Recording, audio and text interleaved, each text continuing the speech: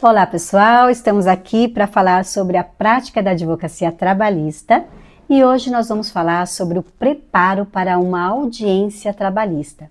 Eu sei que vocês já se preparam, mas aqui nós estamos colocando algumas considerações de forma bem organizada, bem clara, e sempre a gente aprende alguma coisa a mais quando a gente já sabe, mesmo quando a gente já sabe sobre o assunto. Eu sou a Beta Jäger e atuo há mais de 30 anos na área trabalhista e aqui nós temos conteúdo da prática trabalhista para você. Então vamos lá falar sobre o preparo. Bom, o preparo para a audiência, na verdade, já começa desde o atendimento ao cliente, mas nós vamos colocar aqui alguns itens bem práticos. Primeiro, você vai ler a petição inicial e a contestação com muito cuidado. É claro, a contestação às vezes é protocolada daquela forma sigilosa, então você não vai ter muitas vezes acesso ao advogado do trabalhador. Mas o que vai sobrar para você? Verificar a petição inicial e a documentação que já existem nos autos, certo? E o advogado que patrocina a reclamada já sabe da contestação, da documentação juntada à contestação, bem como já teve acesso à petição inicial e o restante da documentação, certo? E aí, nesse caso, para os dois advogados, o que conta? Verificar nas peças que já existem quais são os pontos controvertidos e o que está sendo negado, e verificar o que precisa ser provado e por quem, que seria então a matéria do ônus da prova, verificar a quem cabe fazer a prova de cada pedido. Então seria a distribuição do ônus da prova e a partir daí já é possível formular as perguntas, tá, cabíveis na audiência. E outra coisa, é necessário também que os advogados já saibam qual vai ser a matéria de prova, certo? Além do ônus, qual vai ser a matéria de prova? Porque muitos juízes perguntam, doutor, qual é a matéria de prova? Ok? E aí você já vai ter a pergunta. Já vai ter a resposta. Com relação às provas já juntadas, então você vai verificar que provas já existem nos autos e a partir daí você não vai fazer perguntas desnecessárias, não vai querer constituir provas desnecessárias. Então, vai verificar holerite, cartão de ponto, recibos, extratos, o que já existe nos autos, certo? Aí, vai verificar também se houve audiências antes da audiência em que você está ali preparado para participar. E o que constou nessas audiências anteriores? Se houve depoimentos, se houve juntada de documentos, o que o juiz determinou nessas audiências, enfim. Vai verificar para saber que continuidade ali é a mais correta para se dar ao processo, inclusive ali na hora da audiência, certo? Bom, você vai também ter que conversar com as testemunhas e para isso você e suas testemunhas e parte vai ter que chegar com pelo menos 30 minutos de antecedência à audiência, na hipótese de ser uma audiência presencial, ok? E nesse momento você vai criar aquela conexão necessária com parte, testemunhas, conversar, lembrar dos fatos, verificar qual é a melhor testemunha para ser ouvida, se trabalhou no mesmo setor, se tinha a mesma função, se os horários eram parecidos, se realmente presenciava ali o dia a dia do trabalhador, certo? Para que a prova seja constituída de forma efetiva, para que as perguntas sejam respondidas da forma mais correta, mais clara possível. Então, isso tudo vai ter que ser levado em consideração. E para essa audiência, você já deve estar com as perguntas preparadas, certo? Você já sabe do ônus da prova, você já sabe da documentação que existem nos autos. Então, você sabe da matéria que vai ser ali comprovada em audiência. Então, você já tem as perguntas formuladas e para quem você vai fazer as perguntas, certo? Outra coisa, você vai chegar com aquela meia hora de antecedência ou mais, e depois de conversar com parte e testemunhas, você vai abordar o advogado da parte adversa para verificar se há uma possibilidade de acordo.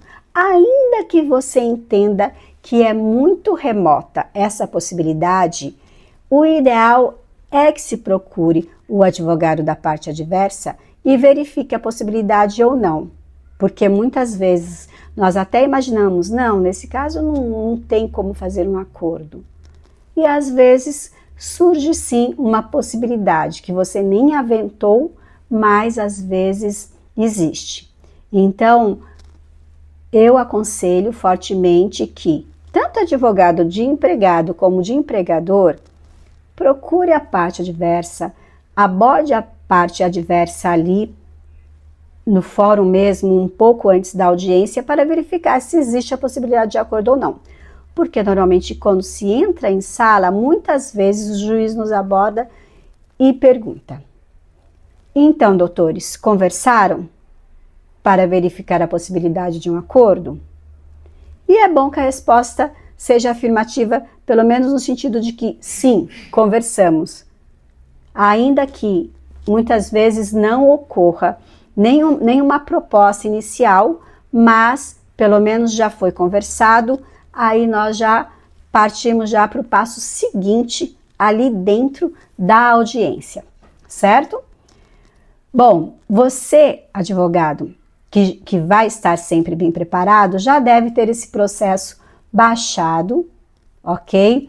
No seu celular, no seu computador, ainda que alguns juízes nem permitam que se verifique ali na hora de audiências, que consulte o celular ou o computador, mas você, antes de entrar na sala da audiência, conseguiu verificar novamente com parte, com testemunhas, o que está ali na inicial ou na contestação, para checar se é isso mesmo, para verificar se existe alguma necessidade de aditamento da petição inicial, ou se existe algum pedido ali ou alguma outra informação que não consta no processo ainda, certo? Então, tudo isso é para ser verificado antes ainda da audiência, e se for necessário um aditamento, ele deve ser apresentado ou estudado, se é o caso de entrar com uma outra ação trabalhista pedindo só o que faltou, se faltou algum item,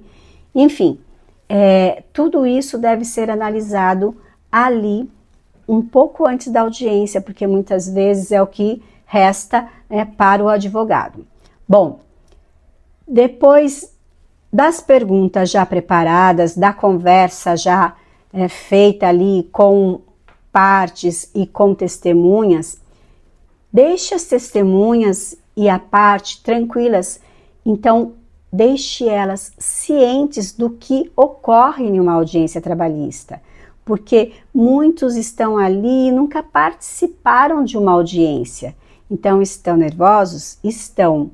Então você vai explicar como que ocorre a audiência, a sequência dos atos principais dentro de uma audiência, vai alertar a sua testemunha que ela está ali para falar a verdade e que o juiz vai fazer o aviso de que se ela não falar a verdade, ela pode ser presa, mas tranquilize, porque você vai dizer para a testemunha que ela está ali para falar a verdade, para narrar o que acontecia, certo?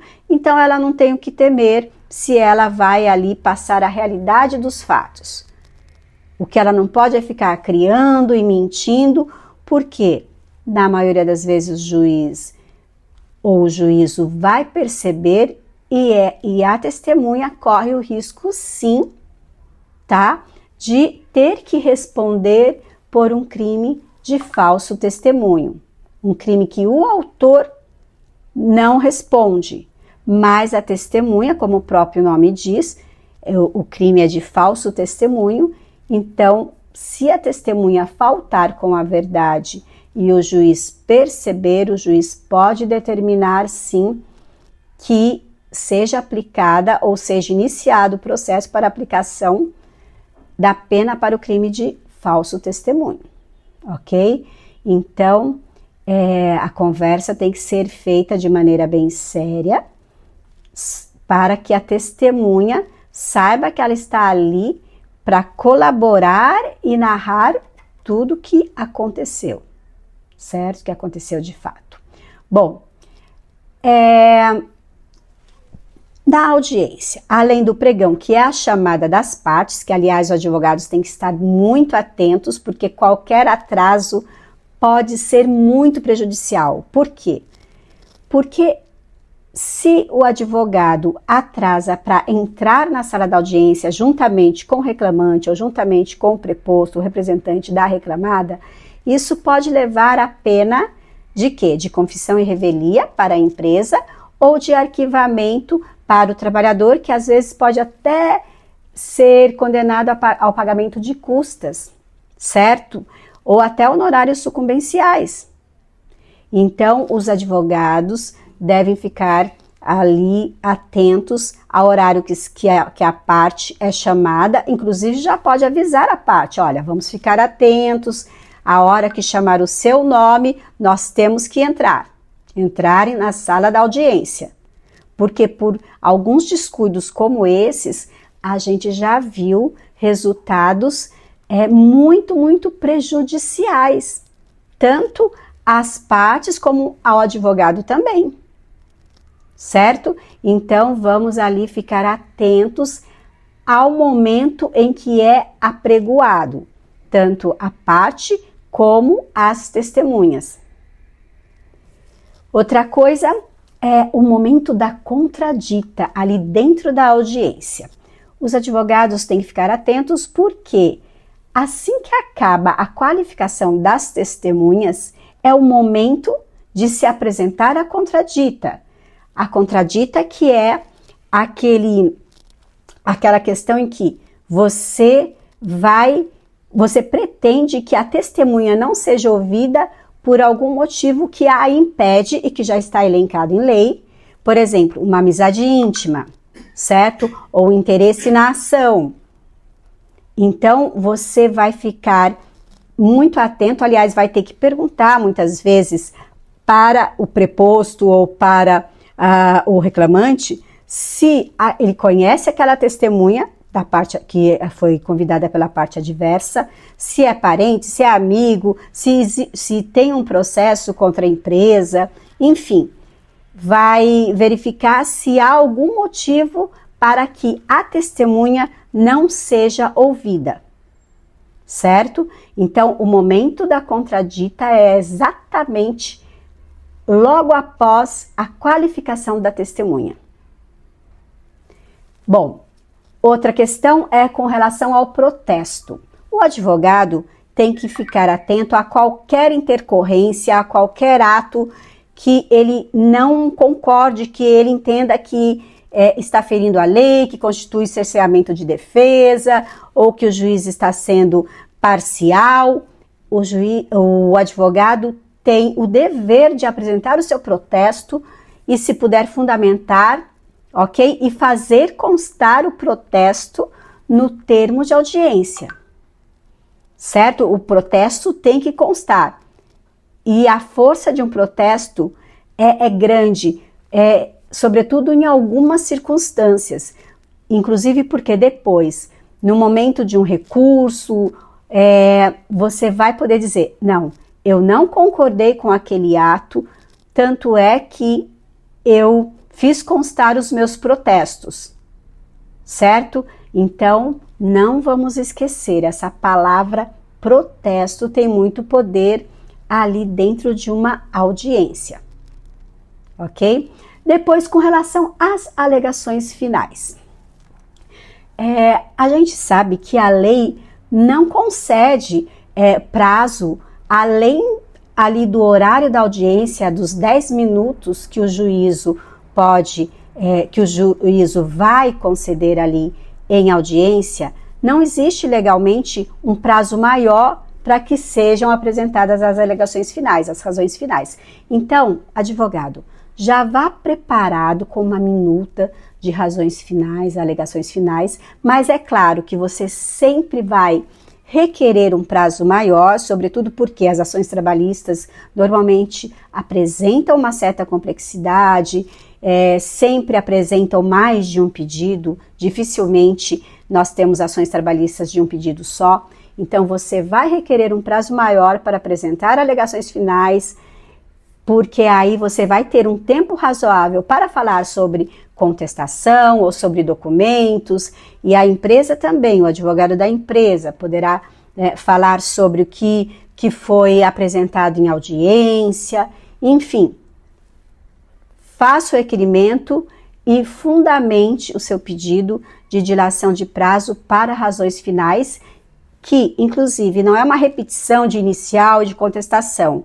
Nas alegações finais, nós vamos ressaltar pontos relativos a todo o conteúdo da ação trabalhista que convençam o juiz do direito ou não daquele trabalhador, certo? Ou o dever ou não do pagamento de alguma verba que a empresa, de repente, já efetuou ou que realmente o trabalhador não demonstrou que tem, certo? Bom, com relação ao preparo para a audiência, os pontos principais eram esses e eu espero por vocês na nossa próxima aula.